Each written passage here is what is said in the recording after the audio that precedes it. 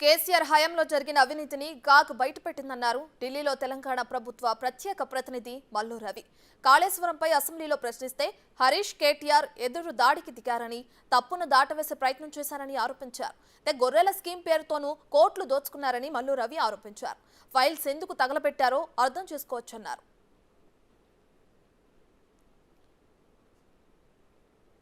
రాష్ట్ర ప్రభుత్వంలో ఉన్న నాయకుల్ని రెచ్చగొట్టే విధంగా మాట్లాడారు. ఏదో రకంగా తగు పెట్టుకుంటే అసలు సబ్జెక్టు పక్కకు పోద్ది, ఈ కొట్లాట మీదనే ప్రజల్లో చర్చ జరిగిందని అనుకున్నారు. కానీ ఈ కాగ్ రిపోర్ట్ రావటం వల్ల మొత్తం టీఆర్ఎస్ ప్రభుత్వం ఈ 10 సంవత్సరాల్లో ఈ కాళేశ్వరం ప్రాజెక్టులో ఎంత అవినీతి జరిగింది, ఎన్ని అక్రమాలు జరిగినాయి అనేది ప్రజలకు మరొకసారి స్పష్టంగా అర్థమైంది. ఇంకోటి, మనం గొర్రెలని కురవ యాదవులకి సప్లై చేసామని చెప్పి కోట్ల రూపాయల లెక్కలు చూపించారు.